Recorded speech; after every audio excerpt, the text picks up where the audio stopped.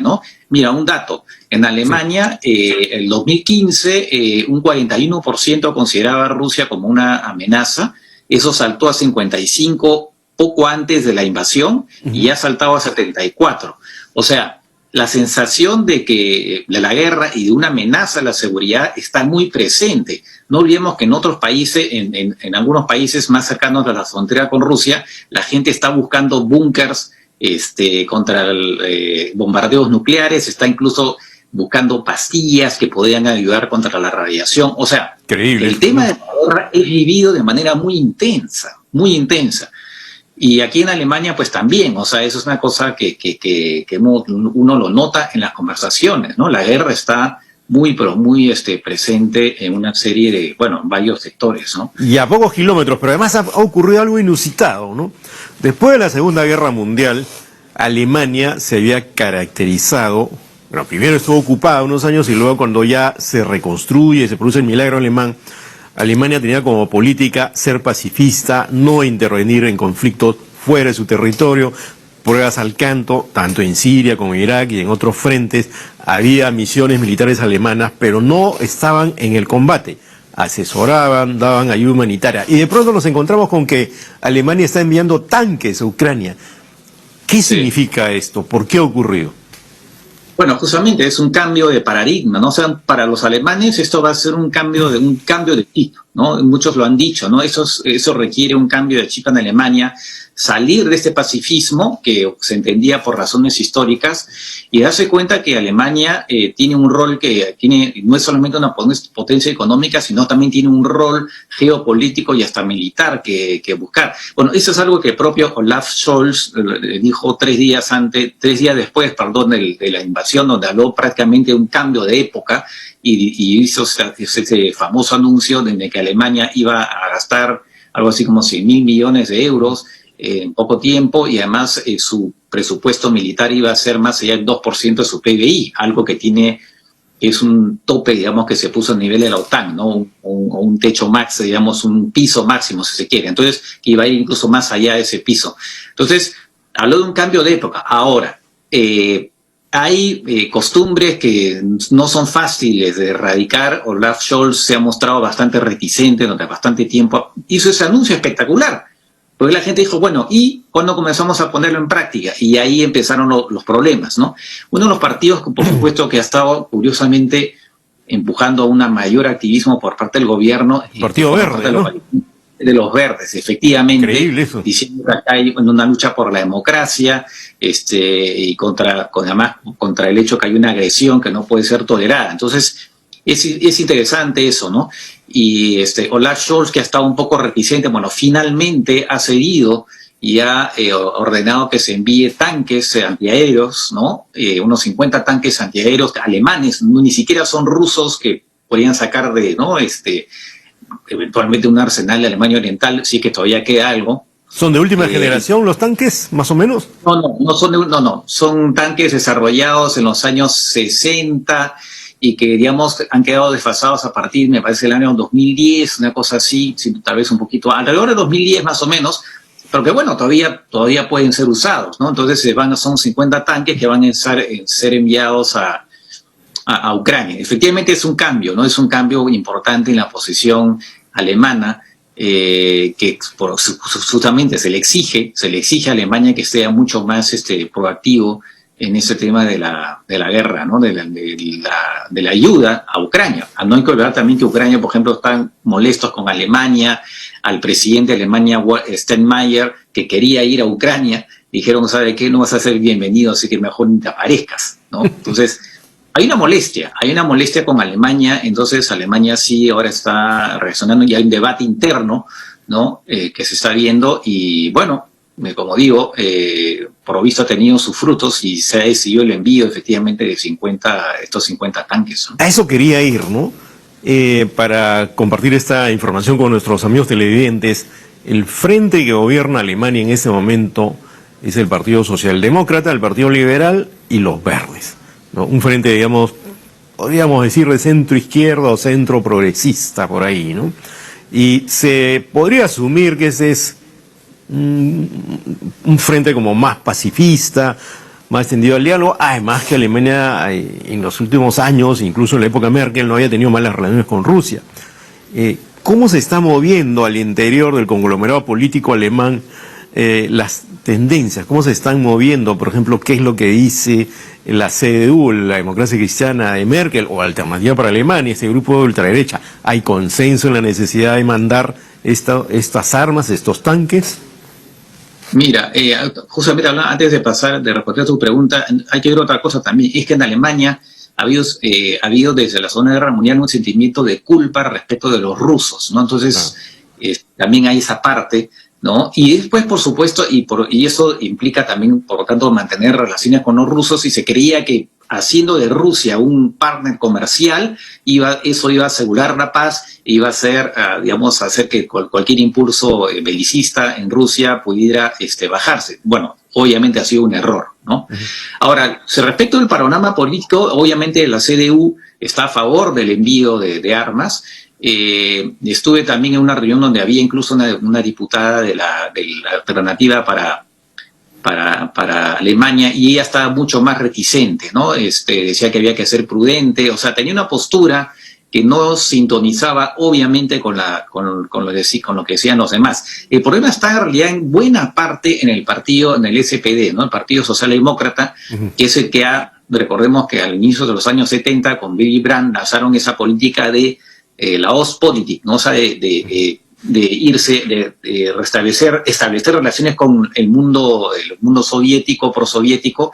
Incluso reconocieron a Alemania Oriental, hubo un doble reconocimiento, y ha quedado esa idea, ¿no? De establecer buenos vínculos con Rusia, y esa parte aparte de recibir gas finamente barato, y ha sido siempre un proveedor confiable, ¿no? Entonces, ahí se mezcla en el tema económico, se mezcla también esa especie de sentimiento de culpa con Rusia, y la idea de que incorporar a Rusia como socio para evitar justamente el surgimiento de tendencias belicistas. Lamentablemente, pues ha sido un fracaso. O sea, el propio Steinmeier dijo, sí, pues, esa estrategia nuestra no ha funcionado porque hemos visto lo que ha hecho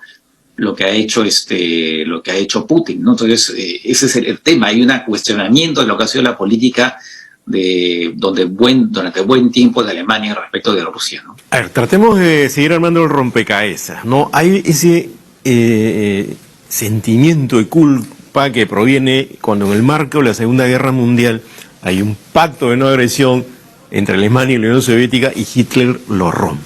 Luego viene esta etapa en la cual hay, digamos, una distensión, sobre todo con Willy Brandt, frente a la Unión Soviética, para tener buenas relaciones. También viene luego la época Schroeder-Merkel, que tenía, yo recuerdo, magníficas relaciones con Rusia, y Merkel también unas relaciones llevaderas, pero sin embargo ya está suspendido el proyecto del nuevo gasoducto Nord Stream, ahora se envían tanques. ¿Cuál crees que va a ser la respuesta de Rusia, ¿no? Porque obviamente nada de esto le está gustando, está perdiendo de pronto a uno, no de sus aliados, pero a uno de los países con el cual tenía mayor relación estable en la Unión Europea. ¿Cuál podría ser la reacción de Rusia? Bueno, ya ha habido esa frase de Rusia, ¿no? De Putin diciendo que mucho cuidado con la reacción que podemos tener nosotros, en fin, porque además hay otro tema. Hemos visto que finalmente la OTAN se ha mantenido unida, la Unión Europea también. Claro, han habido actitudes con matices como la de Alemania efectivamente un poco reticente, pero igual embarcado en este asunto, ¿no? Y bueno, para Putin sencillamente es ver que su estrategia o su esperanza de ver que la unidad europea y de la OTAN no iba a mantenerse, pues finalmente se ha reforzado. Y creo que se ha hecho varias veces, ¿no? Putin, que siempre ha estado, por supuesto, hablando contra la OTAN, finalmente lo que ha hecho es reforzarla, ¿no? O sea, la OTAN está más unida. El efecto contrario, ¿no? Ahora, exactamente. Ahora, el efecto contrario. Hagamos una relación, un vínculo entre los resultados en Francia, donde vuelve a ganar Emmanuel Macron, ¿no? Se vuelve a posicionar como una de las locomotoras de la Unión Europea. La otra locomotora siempre ha sido Alemania, pero ya no está Merkel, que tuvo un liderazgo fuerte durante varios años al tratar de conducir, incluso teniendo acusaciones de ser demasiado dura, al tratar de conducir la Unión Europea. ¿Tú crees que Olaf Scholz se perfila ya como alguien que esté a la altura de Merkel y a la altura de Emmanuel Macron para conducir la Unión Europea en este momento tan difícil? Mira, para empezar, en Alemania había mucho nerviosismo sobre las elecciones francesas, ¿no? Y la verdad que el triunfo de Macron ha sido recibido con muchísimo alivio, solo lo ves en todas las conversaciones, están muy aliviados por el triunfo de Macron, ¿no? Después, y además ven que en este momento, pues quien puede realmente liderar la Unión Europea es Macron, porque es Macron que finalmente, que desde el inicio de su presidencia ha sido muy voluntarista, con una serie de propuestas de reformas digamos, de profundizar la integración europea, ¿no? Entonces se le ve a Macron como alguien que tiene ahora, ¿no?, una posición de líder. Además, en este momento Francia está asumiendo la presidencia de 6 meses, ¿no?, Europea, entonces, del Consejo de la Unión Europea. Entonces, en cambio, en el tema de Scholz lo ven un poco más que pertenece a una generación donde, digamos, que se está yendo y que es más dubitativo. Y hay otro tema también estructural que lo he leído en un par de artículos que he leído que en diferentes diarios, y que dicen que desde el punto de vista burocrático de la estructura del poder alemán, hay una deficiencia en cuanto a la Cancillería, que parece que no tuviera un staff, un equipo suficiente para ver temas geopolíticos y de seguridad. Y eso, no hay una especie de consejero nacional de seguridad, por ejemplo, que tiene Estados Unidos, ¿no? Y eso aparentemente es estructura de Alemania que corresponde en realidad pues a un momento donde podría ser permanente. Ya no es adaptada para la situación actual, donde tienen ahí sí, según estos escritores, uno que es una analista alemana y otro es un analista israelí en el diario Haaretz, dicen sí, Alemania tiene que su sistema de gobierno en torno al tema de seguridad, y sobre todo a nivel de la Cancillería, tiene que cambiar y reforzar esa parte de, sobre todo, de idear estrategias, ¿no?, en temas de seguridad y defensa, de la que está careciendo, según estos autores, en estos momentos, ¿no? Entonces hay varios aspectos, hay un poco digamos, el no querer renunciar tanto a una postura de tanto tiempo, y el cambio no es fácil, y después también aparentemente, según estos autores, un tema estructural en la forma como se organiza en términos de seguridad la propia Cancillería, ¿no?, que le falta equipo aparentemente, a diferencia, por ejemplo, del Ministerio de Relaciones Exteriores, ¿no? Es un tema cultural también, ¿no? Y vamos, también, muy, muy fuerte, claro, porque no es fácil para los alemanes criados o crecidos en la posguerra y décadas después imaginar a su país involucrado en otra guerra sobre la cual flote el aura que podría ser una guerra mundial. Eso era lo último que te quería preguntar. Como sabes, acá en televisión el tiempo corre más rápido que Usain Bolt, ¿no? Entonces, te quería preguntar esto, ¿no? ¿Has escuchado, digamos, en las calles, en las conversaciones incluso con políticos, el temor ya no a una guerra, sino a una guerra mundial? Porque eso es algo que obviamente está lejano si miramos los hechos, porque tendría que haber un involucramiento de potencias de otros continentes, pero la guerra mundial, el peligro nuclear, ¿forma parte del debate, de las conversaciones, o todavía no estamos en ese estadio en Alemania? Mira, por lo que he podido ver todavía, por lo menos en Alemania no. Lo que sí he podido leer es que en los países que están más cercanos a Rusia sí hay ese temor incluso en la población, ¿no? Ahora, el riesgo de una guerra mundial no es algo que todavía, en todo caso, preocupe demasiado, ¿no? Se ve algo como algo todavía improbable, que efectivamente no se puede descartar, porque no se sabe en realidad Putin cómo puede reaccionar, pero que se ve algo como de todas maneras, algo todavía, por lo menos todavía bastante improbable, pero sí como una posibilidad, y como hemos hablado varias veces en otras ocasiones, ¿no? Porque además existen estas armas atómicas que podrían ser, que son pequeñas, incluso la mitad de lo que era Hiroshima, o incluso hasta más pequeña, pero eso no está todavía como, digamos, en el top de la agenda, ¿no? Por ahora está básicamente el tema de qué hace Alemania frente a Ucrania. Eso es lo que ha estado centralizando, además, por supuesto, del tema energético, que creo que tú lo has comentado también, claro, que ese es un tema muy importante, y que para Alemania es un tema que que tiene que ver, por supuesto, con su economía de manera muy fuerte, porque Alemania es un país que más depende del gas ruso, ¿no?